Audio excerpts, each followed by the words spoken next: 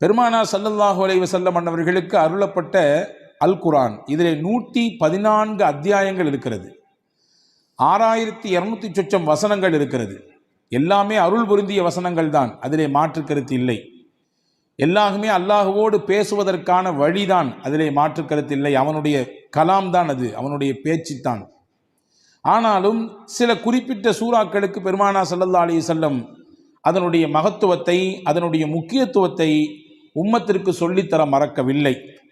அதிலே முக்கியமான சூரா, முதன்மையான சூரா சூரா பக்ரா. பெருமானார் ஸல்லல்லாஹு அலைஹி வஸல்லம் அவர்கள் சொன்னார்கள், திருக்குரானிலேயே மிக நீளமான சூரா. அந்த சூறாவை பற்றி அறிமுகப்படுத்தும் பொழுது சொன்னார்கள், இக்ரஊ சூரத்தல் பக்ரா, நீங்கள் சூரா பக்ரா ஓதுங்கள், வீட்டிலே சூரா பக்ரா ஓதுங்கள்.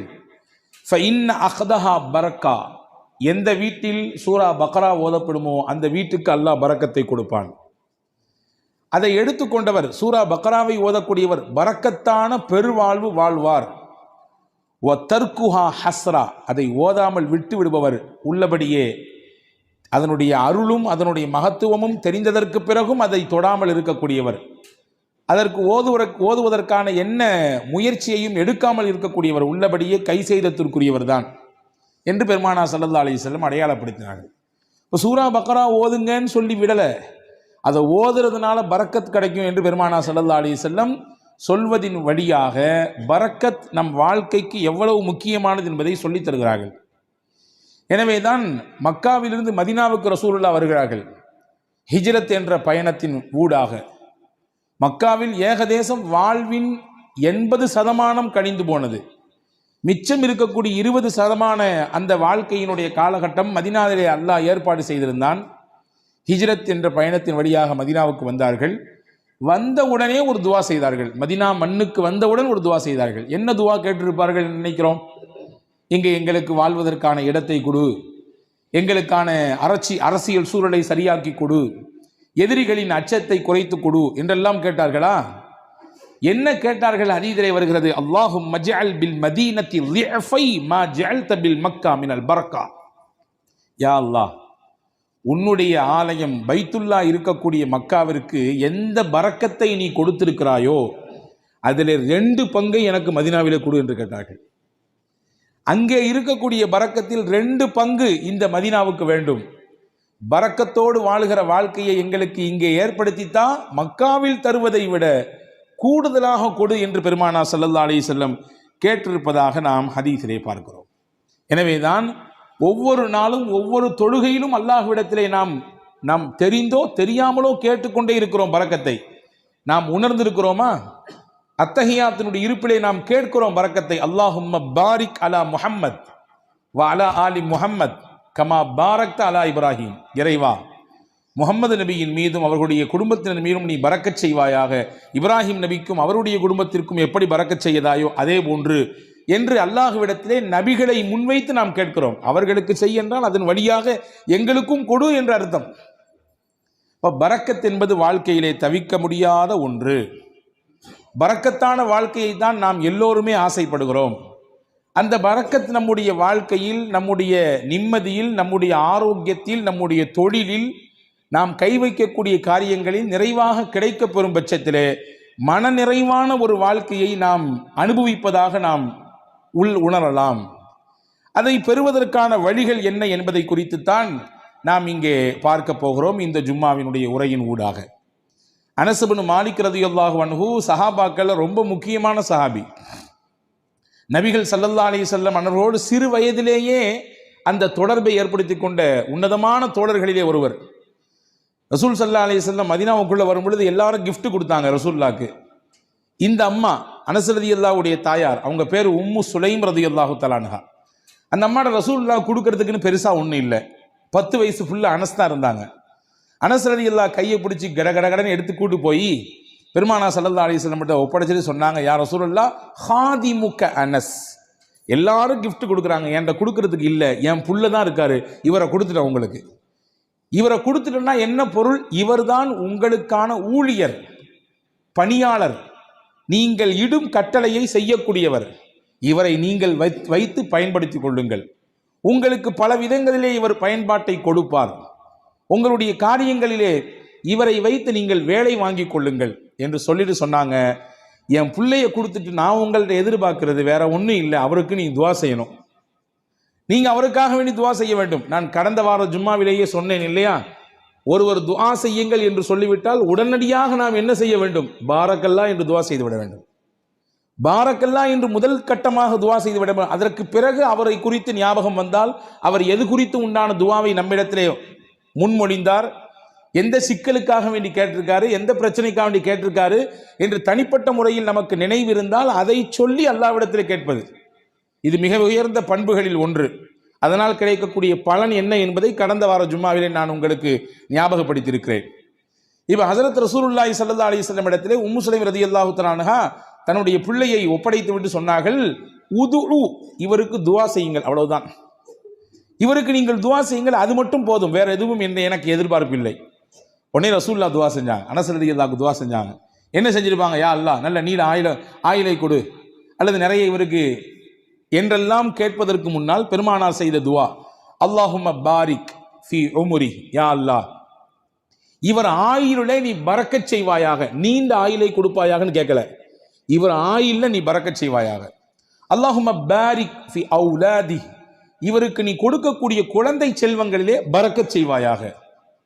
அடுத்து சொன்னாங்க, அல்லாஹும்ம பாரிக் லஹு ஃபீமா அதைத லஹு, இவருக்கு நீ என்னெல்லாம் கொடுக்கணும்னு நினைச்சிருக்கியோ எல்லாத்தையும் பரக்கத் செஞ்சிரு. இவர் ஆயில்ல பரக்கத் செஞ்சிரு, இவருடைய குழந்தை குட்டிகளில் பரக்கத் செஞ்சிரு, நீ என்னெல்லாம் இவருக்கு கொடுக்கணும்னு நினைச்சிருக்கியோ எல்லாத்திலும் நீ பரக்கத் செய்துவிடு என்று பெருமானார் ஸல்லல்லாஹு அலைஹி வஸல்லம் அவர்கள் துஆ செய்ததாக நாம் ஹதீஸில் பார்க்குறோம். நிறைய குடுன்னு கேட்கல, நீண்ட ஆயில நிறைய வயசு வாழணும் அப்படி கொடுன்னு ரசூலுல்லாஹ் கேட்கல, நீ கொடுப்பதில் நிறைந்த பரக்கத்தை கொடு என்று கேட்பதிலிருந்து நமக்கு புரிகிறது, வாழ்க்கையிலே நிறைய என்பதை விட பரக்கத்தான் முக்கியம். அதிகம் எண்ணிக்கை என்பதை விட குறைவாக இருந்தாலும் அதன் மூலம் கிடைக்கக்கூடிய பலன் பரக்கத்தாக இருக்க வேண்டும் என்பதுதான் முக்கியம் என்று நாம் இதிலிருந்து புரிந்து கொள்கிறோம். அந்த பரக்கத்தான வாழ்க்கையை பெறுவதற்கு ஒரு 8 அம்ச திட்டத்தை நான் இன்றைக்கு உங்களுக்கு நான் சொல்ல போகிறேன். 8 விதமான விஷயங்களை நாம் பின்பற்றுகிற பொழுது அல்லாஹுவின் பரக்கத்தை நம்மால் முழுமையாக அடைந்து கொள்ள முடியும். நம்பர் 1, முதலில் பரக்கத்தை பெறுவதற்கு நாம் என்ன முயற்சியை மேற்கொள்வது? 1, ரசூலுல்லாஹ் சொன்னாங்க, உங்களில் யார் வயசுல பெரியவங்களோ அவங்களில் நீங்க மரியாதை கொடுப்பதிலிருந்து உங்கள் காரியங்கள் அனைத்திலும் அவர்களை முன்னிலைப்படுத்துவதிலிருந்து அல்லாஹ் உங்களுக்கு பரக்கத்தை தருவான். வாப்பாக்கு வயசாயிடுச்சு, வீட்டில் மூத்தவங்க தான் இருந்தாலும் இந்த விஷயங்கள்லாம் அவங்களுக்கு அந்த அளவுக்கு பிடிபடாது, அதனால சொல்லிக்கலாம், எல்லாம் முடிஞ்சு கடைசியில சொல்லிக்கலாம் என்பதல்ல. ஒரு கட்டத்தில் அவரும் வாலிபம், குழந்தை பேரு, தொழில், வியாபாரம் என்று எல்லாவற்றையும் கடந்துதான் வந்திருக்கிறார். இப்பொழுது அவருக்கு வயதான நிலை, வயோதிகம், அதனாலே அவரை ஒதுக்கி வைக்குதல், தள்ளி வைக்குதல் என்பதெல்லாம் இல்லை. என்ன விஷயம் செய்தாலும் பெரியவர்களுக்கான முன்னுரிமையை, முன்னிலைப்படுத்துதலை, அவர்களுக்கான மரியாதையை நீங்கள் நிறைவாக செய்யுங்கள். இதன் ஊடாக அல்லாஹ் உங்களுக்கு பரக்கத்தை தருவான். எந்த வீட்டில் பெரியவர்களுக்கு மரியாதை இருக்கிறதோ அந்த வீட்டிலே பரக்கத் இருக்கிறது என்று பொருள். எந்த வீட்டில் பெரியவர்கள் உதாசீனம் செய்யப்படுகிறார்களோ, வயதிலே மூத்தவர்கள் வேண்டா வெறுப்பாலோ அவர்கள் பராமரிக்கப்படுகிறார்களோ, அவர்களின் பேச்சுக்கும் அவர்களுடைய ஆலோசனைக்கும் முன்னுரிமை கொடுக்கப்படாமல் தள்ளி வைக்கப்படுகிறார்களோ, புரிந்து கொள்ளுங்கள், அங்கே பரக்கத் எடுபடுகிறது என்று பொருள். பெருமானார் ஸல்லல்லாஹு அலைஹி வஸல்லம் அவர்களுக்கு ஒரு நாள் ஒரு அன்பளிப்பு வந்தது. ஒரு கிண்ணம் நிறைய பால். ரசூலுல்லாஹ் பொதுவாகவே தனக்கு கிஃப்ட் வந்துச்சுன்னா தான் பயன்படுத்துவாங்க. சில நேரங்களில் பக்கத்தில் இருக்கவங்களுக்கு கொடுத்து அதை பயன்படுத்த துவங்குவாங்க. அன்னைக்கு பால் வந்திருக்கு. தபரானி ஷரீஃபில் இந்த ஹதீஸ் வருகிறது. ரசூலுல்லாஹ் உட்கார்ந்துருக்காங்க. அந்த சைடில் பார்த்தீங்கன்னா சையதுனா அபூபக்கர் ரலியல்லாஹு அன்ஹு, சையதுனா உமர் ரலியல்லாஹு அன்ஹு, மூத்த சஹாபாக்கள், இஸ்லாத்தில் மிகப்பெரிய பங்களிப்பு ஆற்றியவர்கள், நபியோடு தங்கள் வாழ்க்கை முழுவதையும் அர்ப்பணித்த ஒரு உன்னதமான சஹாபாக்கள் 2 பேர் இருக்கிறாங்க. மதீனாவில் நடந்த நிகழ்ச்சி இது. இந்த பால் கிண்ணம் வந்த உடனே ஸல்லல்லாஹு அலைஹி வஸல்லம் இந்த பக்கத்தில் இருந்த சையதுனா அபூ உபைதா ரலியல்லாஹு அன்ஹு என்ற ஒரு சஹாபி, அவங்க கையில் கொடுத்தாங்க. குடிங்க அபூ உபைதான்னு சொன்னாங்க. அபூ உபைதா ரலியல்லாஹு அன்ஹு கையில் பாலை வாங்கிட்டு ரசூலுல்லாஹையும் பார்க்குறாங்க, பக்கத்தில் இருக்கக்கூடிய அபூபக்கர் நாயகத்தையும் பார்க்குறாங்க, உமர் நாயகத்தையும் பார்க்குறாங்க. என்னடா இது, நபிக்கு ரொம்ப நெருக்கமானவங்க 2 பேரும் அங்கே இருக்க, நமக்கு ரசூலுல்லாஹ் கொடுக்குறாங்களே என்பதுதான் அவர்களின் பார்வையின் பொருள். பார்த்துட்டு ரசூலுல்லாஹ் சொன்னாங்க, யா ரசூலல்லாஹ் அன்த அவுலா பிஹி மின்னி, இந்த பாலை முதலாக அருந்துவதற்கு என்னை விட நீங்கள் தான் தகுதியானவர்கள். ஏன்னா நான் சாதாரண அபு உபைதா, நீங்க அல்லாஹ்வின் ரசூல், அல்லாஹ்வின் ரசூல் நீங்கள். எனவே நீங்கள் தான் இதை துவங்கி வைக்க வேண்டும். ரசூலுல்லாஹ் சொன்னாங்க, ஹுத் யா அபா உபைதா, எடுங்கள், குடியுங்கள் அப்படின்னு சொன்னாங்க. இப்போ 2ஆம் கட்டமா அபூபக்கர் நாயகத்தை பார்க்குறாங்க, உமர் நாயகத்தை பார்க்குறாங்க. பார்வையின் அர்த்தம் என்ன? என்னை விட இஸ்லாமிய வருகையில் முதன்மையானவர்களாச்சே இவர்கள் எல்லாம், பங்களிப்பு செய்வதிலே முக்கியமானவர்களாச்சே இவர்கள் எல்லாம், அவங்க குடிச்சா நல்லா இருக்குமே என்ற பெருந்தன்மையான மனதோடு செய்தனா அபூ உபைதா ரலியல்லாஹு பார்க்கும் பொழுது ரசூலுல்லாஹ் அப்பவும் சொன்னாங்க, அபூ உபைதா நீங்க தான் குடிக்கணும், குடிங்கன்னாங்க. செய்தனா அபூ உபைதா ரலியல்லாஹு அன்ஹு குடிக்க துவங்கும் நேரத்திலே கையில் பக்கத்தில், வாய்க்கு பக்கத்தில் பால் கிண்ணம் போய்விட்டது. ஆனாலும் அவர்கள் மனம் ஏதோ ஒரு விஷயத்திற்காக வேண்டி மறுக்கிறது. கீழே கொண்டு வந்து சொன்னாங்க, யா ரசூலுல்லாஹ் நீங்க குடிச்சிட்டு தந்தா நல்லா இருக்கும். 3வது தடவையாக பெருமானார் ஸல்லல்லாஹு அலைஹி வஸல்லம் அபூ உபைதா ரலியல்லாஹு இடத்திலே சொன்னார்கள், இஷ்ரப், அபூ உபைதா நீங்கள் குடியுங்கள். ஃபைன்னல் பரக்கத்த மஅ அகாபிரினா, பரக்கத் என்பது நம்மிலே யார் வயதிலே பெரியவர்களாக இருக்கிறார்களோ அவர்களிடத்திலிருந்து தான் துவங்குகிறது. இங்கே இருக்கும் நபர்களிலேயே வயதால் பெரியவர் நீங்கள், என்னை விட, அபூபக்கர் ரலியல்லாஹு விட, உமர் ரலியல்லாஹை விட வயதால் மூத்தவர்கள் நீங்கள். நீங்கள் குடிக்க வேண்டும், அங்கிருந்து பரக்கத் கிடைக்க வேண்டும். ஃபமல்லம் யர்ஹம் சகீரனா வலம் யுஜல்ல கபீரனா ஃபலைஸ மின்னா, நம்மிலே சிறியவர்கள் மீது இரக்கம் காட்டாதவர்கள், பெரியவர்களுக்கான மூத்தவர்களுக்கான கண்ணியத்தை தராதவர்கள் நம் வழியை சார்ந்தவர்கள் இல்லை என்று பெருமானார் ஸல்லல்லாஹு அலைஹி வஸல்லம் வார்த்தையோடு சொல்லி முடிக்காமல் அதை செயல்படுத்தியும் காண்பித்தார்கள். பரக்கத் எங்கிருந்து துவங்குகிறது? எந்த இடத்தில் மூத்தவர்களுக்கான மரியாதை இருக்குமோ, கண்ணியம் இருக்குமோ, அவர்களுடைய சொல்லுக்கான மிகச்சிறந்த அந்த புரிதலோடு அதை எதிர்கொள்ளக்கூடிய பக்குவம் இருக்குமோ, அங்கே பரக்கத்தும் இருக்கும். இதுக்கு நேர்மாறாக பெரியவர்கள் உதாசீனப்படுத்தப்படுவதும், அவர்களுடைய கண்ணியம் சீர்குலைக்கப்படுவதும், வேண்டா வெறுப்போடு அவர்களை அரவணைப்பதும் பராமரிப்பதும், அவர்களுடைய வார்த்தைகள் தூக்கி வீசப்படுகிற நிலையிலே வைக்கப்படுவதும் பரக்கத்தை எடுப்பதற்கான வழி என்று மார்க்கம் நமக்கு கற்றுத்தருகிறது. அப்ப முதல் விஷயம், 8 விஷயத்துல முதல் விஷயம், பரக்கத்தான பெருவாழ்வு வாழ்வதற்கு மூத்தவர்களின் அந்த கண்ணியம் காக்கப்பட வேண்டும். 2வது, உறவுகளும் சொந்தங்களும் அரவணைக்கப்பட வேண்டும், அதிலே பரக்கத் இருக்கிறது. உறவுகளையும் சொந்தங்களையும் அரவணைத்து வாழ்தல் தான் நமக்கு இஸ்லாம் காட்டி தந்திருக்கிற அற்புத வழி.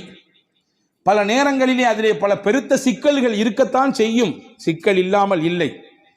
உறவுகளை திருப்திப்படுத்தி நிம்மதியோடு இணைந்து வாழ்வதிலே பல சிக்கல்கள் இருக்கத்தான் செய்கிறது, அதிலே மாற்று கருத்து இல்லை. ஆனாலும் அந்த சிக்கலையும் எதிர்கொண்டு விவகாரங்கள் ஏற்படுகிற பொழுது அதையும் மிகச்சரியாக கையாண்டு உறவை தன் கையிலிருந்து நழுவ விடாமல் பாதுகாத்து யார் இணைத்துக் கொள்கிறாரோ, பெருமானார் சொன்னார்கள், பரக்கத்தான வாழ்க்கை அல்லாஹ் அவருக்கு கொடுப்பான்.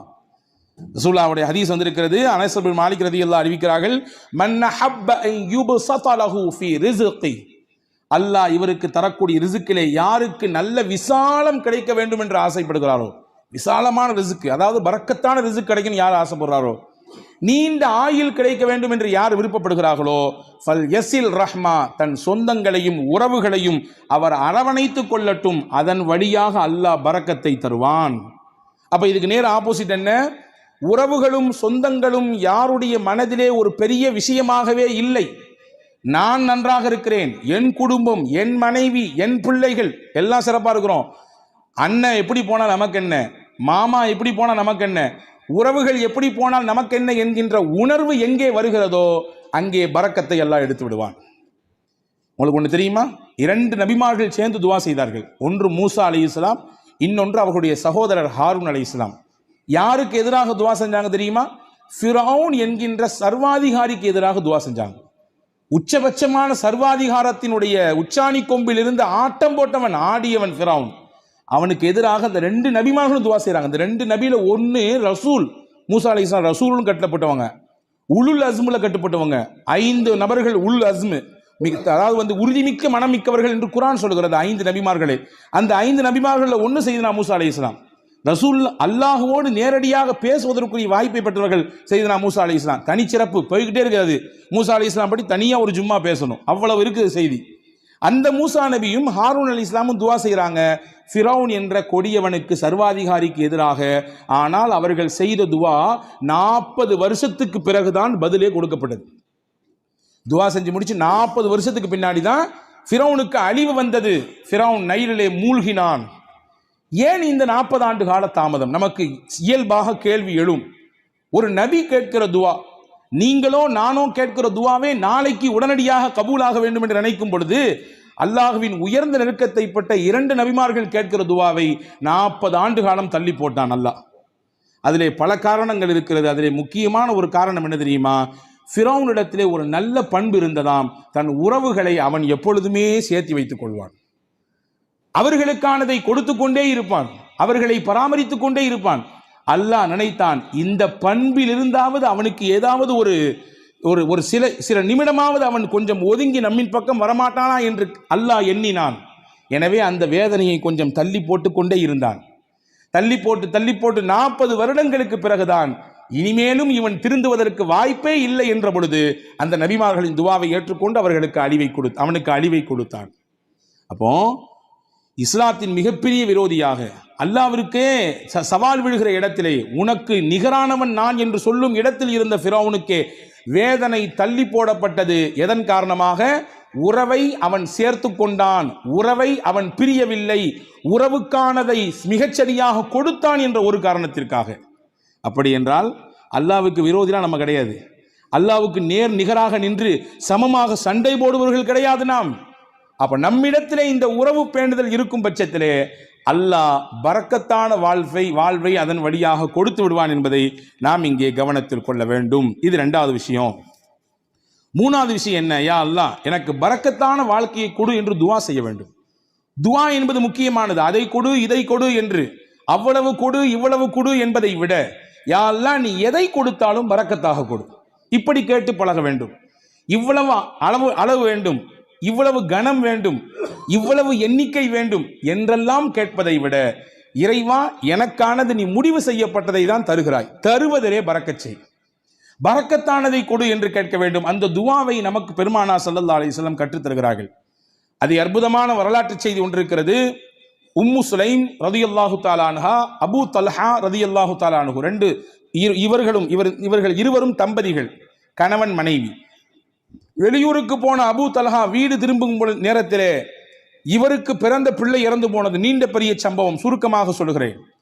ஆனால் கணவன் வந்தவுடன் இந்த துக்க செய்தியை தன் மனைவி தன் கணவரிடத்திலே சொல்லாமல் அந்த கணவனை திருப்திப்படுத்தினாள். நல்ல உணவு கொடுத்தாள், சமைத்து கொடுத்தாள், நன்றாக அவருக்கு பரிமாறினாள்.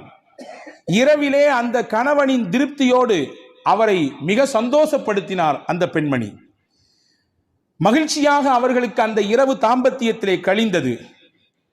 அந்த நிலை முடிந்ததற்கு பிறகு அபூ தல்ஹா ரதியல்லாஹு இடத்திலே உம்மு சுலைம் ரதியல்லாஹு சொன்னாங்க, உங்களிடத்திலே யாராவது ஒருவர் ஒரு அமானிதம் கொடுத்து வைத்தார், கொடுத்தவர் வந்து திரும்பி கேட்டார்னா நீங்க கொடுப்பீங்களா மாட்டீங்களான்னு கேட்டாங்க. அபூ தல்ஹா சொன்னார், எப்படி கொடுக்காம இருக்க முடியும், கொடுத்தவர் கேட்டா திருப்பி கொடுக்கத்தானே செய்யணும். அவங்க சொன்னாங்க, அல்லாஹ் நமக்கு பிள்ளையை கொடுத்தான், அவனே எடுத்துக்கிட்டான். என்ன நிலை! இப்படி நான் வந்த உடனே இந்த செய்தியை சொல்லாம இப்படி நான் இப்பொழுது நான் அசுத்தமாக இருக்கும் நிலையில் இப்படி சொல்றியே, நாளை கால் நபி இடத்திலே நான் போவேன், இந்த செய்தியை சொல்லுவேன், என்ன ஏதென்று கேட்பேன் என்று ஹஸரத் அபூ தல்ஹா ரலியல்லாஹு அன்ஹு சொன்ன பொழுது மறுநாள் காலை விடிந்தது. நபி இடத்திலே போனார்கள், செய்தியை சொன்னார்கள்.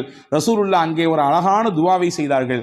நேற்றிரவு நீங்கள் இருவரும் ஒன்று கூடினீர்கள், தாம்பத்திய உறவை வைத்துக் கொண்டீர்கள். அல்லாஹும்ம பாரிக் லகுமா ஃபீ காபிரி லைலத்திகுமா, நேற்றிரவு நீங்கள் கூடிய கூடுதலிலே அல்லாஹ் பரக்கத் செய்வானாக, உங்களுக்கு மிகச்சிறந்த பகரத்தை தருவானாக. எந்த பொறுமையோடும் எந்த அல்லாஹ்வின் நம்பிக்கையோடும் உங்கள் மனைவி அப்படியான ஒரு நிலையை மேற்கொண்டார்களோ அதற்கு பகரமாக அல்லாஹ் உங்களுக்கு பரக்கச் செய்வான், சிறந்த சந்ததியை தருவான் என்று துவா செய்தார்கள். வரலாற்றிலே வருகிறது, அங்கே இருந்து பிறந்த பிள்ளை வாழ்வாங்கு வாழ்ந்தார்கள், செழிப்பாக வாழ்ந்தார்கள். கல்வி, பொருளாதாரம், வாழ்க்கையின் மேல்தட்டில் இருக்கும் விதத்திலே, எல்லோரும் பார்த்து போற்றும் விதத்திலே அந்த பிள்ளைகளின் வாழ்க்கை எல்லாம் இருந்தது. இதற்கு மூல முக்கிய காரணம் நாயகத்தினுடைய துவா. துவா செய்யணும், யா அல்லாஹ் நீ கொடுப்பதிலே எங்களுக்கு பரக்கச் செய்வாயாக, என்ன கொடுத்தாலும் பரக்கத்தாக கொடுப்பாயாக என்று துவா செய்ய வேண்டும். இது பரக்கத்தான வாழ்க்கைக்கான 3வது அம்சம். 4வது அம்சம் என்ன? நம்மிடத்தில் எது இருக்கிறதோ அதை பகிர்ந்து கொள்ள வேண்டும். பகிர்தலிலே பரக்கத்து இருக்கிறது. தனக்கும் மட்டும்தான் தன் குடும்பத்துக்கு மட்டும்தான் என்கின்ற குறுகிய மனப்பான்மையிலிருந்து வெளியே வர வேண்டும். எது இருந்தாலும் அதை பகிர்கிற அந்த பக்குவம் எந்த நபரிடத்திலே வருகிறதோ அல்லாஹ் தானாக பரக்கத்தை தருவான். ரசூலுல்லாஹி ஸல்லல்லாஹு அலைஹி வஸல்லம் உடைய ஹதீஸ் வந்திருக்கிறது, தஆமுல் வாஹிதி யக்ஃபிஸ் இஸ்னைன் வ தஆமுல் இஸ்னைனி யக்ஃபில் அர்பஅ. 2 நபருக்கான உணவு தான், ஆனா 3 பேர் வந்துட்டாங்க. ஐயோ 2 பேர் தானே சாப்பாடு இருக்குது, 3வது நபர் வந்துட்டாரே என்று யோசிக்க வேண்டாம், விரிச்சு வைங்க, அவரையும் சேர்த்துங்க. அல்லாஹ்வின் ரசூல் சொன்னாங்க, 2 பேருக்கான உணவாக இருந்தாலும் நீங்கள் பகிர வேண்டும் என்ற சிந்தனைக்கு வந்துவிட்டால் அதை 3க்கும் போதுமானதாக அல்லாஹ் ஆக்கி விடுவான். 3 பேருக்கான உணவு தான், ஆனா 5 பேர் இருக்கிறாங்க, 2 பேரை தள்ளி விடாதீங்க, இது பத்தாது, நமக்கே பத்தாது, யானை பசிக்கு சோள புரியா அப்படின்னு கேட்ட மாதிரிலாம் நம்ம கதை பேச வேண்டாம், சேர்த்திக்குங்க. ரசூல் சொன்னாங்க 3 நபருக்கான உணவு தான், நீங்கள் சேர்த்து ஷேர் செய்யும் பொழுது, அதிலே பகிர வேண்டும் என்ற எண்ணம் வரும் பொழுது அதிலே அல்லாஹ் 5 நபருக்கான பரக்கத்தை செய்து விடுவான். இது வாழ்க்கையிலே யாரெல்லாம் இந்த ஷேரிங்ல இருக்கிறாங்களோ அவங்க எல்லாம் கண்கூடாக பார்க்க முடியும், கண்கூடாக பார்க்க முடியும். ரசூலுல்லாவுக்கு ரொம்ப பிடித்த குடும்பம் ஒரு குடும்பம் இருந்தது, அல் அஷ்அரி. ரொம்ப பிடிக்கும் அவங்கள ரசூலுல்லாவுக்கு. எந்த அளவுக்குன்னா அவங்க என் குடும்பம் ரசூலுல்லாஹ் சொன்னாங்க. என் குடும்பம் அவங்க, என்னிலிருந்தும் அவர்கள், அவர்களிலிருந்தும் நான் என்று சொன்னார்கள். சஹாபாக்கள் ஒன்று புரியும், ஏன் இந்த குடும்பத்தை மட்டும் ரசூலுல்லாஹ்க்கு ரொம்ப பிடிக்குது? விவரத்தை கேட்டு போனா ரசூலுல்லாஹ் சஹாபாக்கள்கிட்ட சொன்னாங்க, அவங்கள்ட்ட ஒரு சிறந்த பண்பு இருக்குது. தாங்கள்கிட்ட எல்லாரும் ஒரு பயணத்தில் போனானா எல்லாரும் தனித்தனியாக சாப்பாடு கொண்டு வருவாங்க. யாராவது 1-2 பேருடைய சாப்பாடு சீக்கிரமாக தீர்ந்து போயிடும். நீண்ட தூர பயணம் என்பதினாலே அவர்களை அப்படியே கழட்டி விட்டுற மாட்டாங்க. நீங்க கொண்டு வந்து காலியாக போச்சா, அப்படித்தான் போச்சு, இப்போ இன்னும் ரொம்ப தூரம் இருக்குது, இன்னும் 500 கிலோமீட்டர் போனோம், அப்படித்தான் என்று விட்டு விட மாட்டார்கள். சாப்பாடு இல்லாதவர்களையும் சேர்த்து ஒரே இடத்தில் உட்கார வைத்து ஒரு பெரிய துணியை எடுத்து கொண்டு வந்த மொத்த சாப்பாடையும் அதிலே கொட்டி கலந்து இருப்பவர்களுக்கெல்லாம் பகிர்ந்து கொடுப்பார்கள். இந்த பகிர்தல் என் பண்பு, என்னுடைய குணம், அது அவங்கள்ட்ட இருக்கிறதுனால அவங்க எங்க குடும்பம் நாங்கள் ரசூல் ஸல்லல்லாஹு அலைஹி வஸல்லம். பகிர்தல் இது பரக்கத்திற்கான பெரிய வழி. நம்மிலே எது இருக்கிறதோ அதை பகிர்ந்து கொள்வது. குடிப்பதற்கு இவ்வளவுதான் நீர், அதை பகிர்ந்து கொள்வது. உணவு இவ்வளவுதான் இந்த இடத்திற்கான விஷயம், பகிர்ந்து கொள்வது. எனக்கு மட்டும் வேணும், என் குடும்பத்துக்கு மட்டும் வேணும் என்று முன் தயாரிப்பு செய்து முன்னால் எடுத்து வைப்பதை விட இருப்பதை கொண்டு பகிர்வதனால் அல்லாஹ் பரக்கத்தை தருவான். இது 4வது வழி. 5வது பரக்கத்துக்கான முக்கியமான வழி, இன்னைக்கு நம்மள பல பேர் மறந்துவிட்ட விஷயம், சாப்பிடும் பொழுது எல்லாரும் சேர்ந்து உட்கார்ந்து சாப்பிடுங்க. நாங்கள் சொல்லலாம், எல்லாரும் சேர்ந்து உட்கார்ந்து சாப்பிடுங்க, தனித்தனியா சாப்பிடாதீங்க. ஆனால் இன்னைக்கு காலப்போக்கில் வேக உலகத்தில் இருக்கிறோம் நாம், அதனாலே பல விஷயங்களை இழந்து விட்டோம். ஆனால் நம் முன்னோர்கள், நம்முடைய தாய் தகப்பன், நம் தாதி எல்லாம் நம்முடைய வீடுகளிலே சேர்ந்து தான் உட்கார்ந்து சாப்பிடுகிற வழக்கத்தை சொல்லி தந்திருக்கிறார்கள். இன்னைக்கு வரையும் சில ஊர்களிலே கலன் சாப்பாடு என்று ஒன்று இருக்கிறது. ஒரே பிளேட்ல உட்கார்ந்து மொத்தமா சாப்பிடுறது, ஒரே பிளேட்ல உட்கார்ந்து 4 பேர் 5 பேர், இதுவெல்லாம் நிகழ்ச்சிகளுக்கு என்பதை தாண்டி சாதாரணமாக இயல்பாக அன்றாட சாப்பாடு அப்படி சாப்பிடுகிற பழக்கம் இன்னைக்கும் சில ஊர்களிலே இருக்கிறது. ஆனா கால ஓட்டத்தில் அதெல்லாம் நம்ம விட்டுட்டோம். ஒரே வீட்டில் இருக்கிறோம், 5 பேர் தான் இருக்கிறோம், 5 பேரும் 5 டயத்துல சாப்பிட்றோம். சஹாபாக்கள் வந்து ரசூலுல்லாஹ்ட்ட ஒரு நாள் சொன்னாங்க, யா ரசூலல்லாஹ் இன்னா நாக்குலு வலா நஷ்பஉ, நிறைய சாப்பிட்றோம், வயிறே நிறைய மாட்டேங்குது, என்ன செய்யறதுன்னு கேட்டாங்க. சஹாபாக்கள் ரசூலுல்லாஹ் கேட்டாங்க, அன்தும் தாக்குலூன ததஃபர்ரகூன், எல்லாருமே தனித்தனியா சாப்பிட்ற மாதிரி தெரியுது, ஆமாவான்னு கேட்டாங்க. எல்லாரும் வீட்டில் சேர்ந்து சாப்பிட்றீங்களா, தனித்தனியா சாப்பிட்றீங்களா? இல்லை, தனித்தனியா சாப்பிட்றோம். ரசூல் சொன்னாங்க, இஜ்மாஉ அலா துஆமிக்கும் வذ்குரு ஸ்மல்லாஹி அலைஹி யுபாரக லக்கும் ஃபீஹா. 2 விஷயத்தை செய்யுங்க சாப்பிடும் பொழுது. எல்லாரும் சேர்ந்து சாப்பிடுங்க, முடிந்த அளவுக்கு சேர்ந்து சாப்பிடுங்கள். சேர்ந்து சாப்பிடுவதற்கு ஒரு நாளில் ஒரு வக்து தான் முடியும், இந்த நேரத்தில் மட்டும்தான் எங்களால் சேர்ந்து சாப்பிட இயலும். காலை அல்லது இரவு அல்லது மதியம், அந்த ஒரு நேரத்தில் எல்லாரும் சேர்ந்து உட்காருங்கள். குடும்பத்தோடு சேர்ந்து உட்கார்ந்துட்டு சாப்பிட்றதுக்கு முன்னாடி பிஸ்மில்லா என்று சொல்லுங்கள். நீங்க கை தொட்டு கேளுங்க, நானும் என் நெஞ்சத்துல கை தொட்டு கேட்கிறேன். அன்பர்களே, எத்தனை குடும்பத்திலே எல்லாரும் சேர்ந்து உட்கார்ந்து பிஸ்மில்லாஹிர் ரஹ்மானிர் ரஹீம் என்று சத்தம் போட்டு சொல்லி நாம் அந்த சாப்பாட்டிலே கையெடுத்து வைக்கிறோம். மலேசியா போன்ற பெருநகரங்களிலே அல்லாஹ் பரக்கத்தை கொட்டுகிறான், அது தனிப்பட்ட விஷயம். நான் அங்கே இருக்கக்கூடிய ஒரு சிறப்பு அம்சத்தை சொல்லுகிறேன். சாப்பிடும் பொழுது குடும்பத்தில் உட்கார்ந்து விட்டால் உடனடியாக யாரும் உணவிலே கை வைக்க மாட்டார்கள். எல்லாரும் உட்காரணும். உட்கார்ந்த உடனே அந்த வீட்டில் இருக்கக்கூடிய பெரியவர் சொல்லுவாரு, பிஸ்மில்லாஹிர் ரஹ்மானிர் ரஹீம் ஆரம்பிங்கம்பாரு. அதுக்கு பின்னால் தான் சாப்பிடவே துவங்குவார்கள். எனக்கு என்னவோ தெரியவில்லை, அந்த வார்த்தையை அவர்கள் முழுவதுமாக பின்பற்றுவதானோ என்னவோ அல்லாஹ் பரக்கத்தை கொட்டென்று கொட்டுகிறார். பல ரூம்களில் தர்றான். எனவே உணவின் சமயத்திலே நாம் சேர்ந்து சாப்பிடுவது பரக்கத்திற்கான முக்கியமான வழி. இது 5வது விஷயம். 6வது விஷயம் என்ன? ரசூலுல்லாஹ் சொன்னாங்க, உங்க வீட்டுக்குள்ள போகும்போது சலாம் சொல்லிட்டு போங்க, சலாம் சொல்லிட்டு வெளியே வாங்க. இது பரக்கத்தை உங்க வீட்டுக்கு தரும்னாங்க ரசூலுல்லாஹ். ஹஸரத் ரசூலுல்லாஹ் சொன்னாங்க 3 விஷயம் அல்லாஹ்வுடைய பொறுப்பு, அல்லாஹ்வுடைய கண்ட்ரோல்ல வந்துருது. அதிலே 1, மன் தஹல பைத்தஹு வஸல்லம ஃபஹுவ லாமினுன் அலல்லாஹ். யார் வீட்டுக்கு நுழையும் பொழுது சலாம் சொல்லிட்டு போறாரோ அவர் அல்லாஹ்வுடைய கஸ்டடியில வந்துடுறாரு, அல்லாஹ்வுடைய நேரடி பார்வையில வந்துடுறாரு. அவருக்கானதை அல்லாஹ் கொடுத்து விடுவான். ஹதீஸ்ல இப்படி ஒரு வார்த்தை வருது, இன் ஆஷ ருஸிக வ குஃபிய. அவர் வாழ்ந்தால் மனநிறைவான வாழ்க்கையை வாழ்வார். வ இன் மாத்த அதுஹலகுல் ஜன்னா. இதை அப்படி கண்டினியூவா ஃபாலோ பண்ணாருன்னு சொன்னா 3 விஷயம் சொன்னாங்க. அந்த 3ல ஒன்று தான் நான் சொல்லியிருக்கேன். 2 தேவைப்படுறவங்க தனியாக என்ன வந்து கேளுங்க. அந்த 3ல் 3 விஷயத்தை யார் பின்பற்றுகிறாரோ வாழ்ந்தால் போதுமான வாழ்க்கையை அல்லாஹ் அவருக்கு தருவான். 2வது, அவர் மௌத்தாகி விட்டால் அல்லாஹ் நேரடியாக சொர்க்கத்தை கொடுப்பான். அதுல 1 தான் வீட்டுக்கு போகும்போது சலாம் சொல்லிட்டு போறது. உங்க வீட்டுக்கு அல்லாஹ் பரக்கத்தை தருவான், பரக்கத்தான வாழ்க்கையை உங்களால் வாழ முடியும் என்பதை ரசூலுல்லாஹ் சொன்னார்கள். இது 6வது விஷயம். 7வது விஷயம் என்ன? அல்லாஹ் எதை நமக்கு அளந்திருக்கிறானோ அல்ஹம்துலில்லாஹ். போதும் என்ற மனமே பொன் செய்யும் மருந்து நான் தமிழ்ல இல்லையா? இன்னைக்கு அதுதான் நம்மள்ட்ட இல்லை. இருக்கு, வேணும் வேணும் வேணும். எப்ப வரை வேணும்? மௌத்தை சந்திக்கிற வரையும், இஸ்ராயில பார்க்கிற வரையும் வேணும், அந்த நிமிஷம் வரையும் வேணும். அன்பர்களே, எது கிடைக்கிறதோ அது குறைவோ அதிகமோ அல்ஹம்துலில்லாஹ் என்று சொல்ல பழக வேண்டும். அப்படியான பழக்கம் இருக்கிறது. நீங்கள் சொல்லும் வார்த்தை அது அல்லாஹ்விற்கு பிடித்து போனால் அல்லாஹ் அதிலே பரக்கத் செய்து விடுவான். எப்படிங்க இருக்கிறீங்க? நீ யார்ட்டையா கேளுங்க, என்னத்தை போகுது, மூட்டி வலி, முதுகு வலி, அங்கிட்டு வலி, இங்கிட்டு வலி, மருத்துவ செலவு, அப்படி இப்படி ஒரு பெரிய லிஸ்ட். நல்லா இருக்கிறன்றதுக்கு நிறைய பாயிண்ட்ஸ் இருக்கும், அதை நம்மள பல பேர் சொல்றதே இல்லை.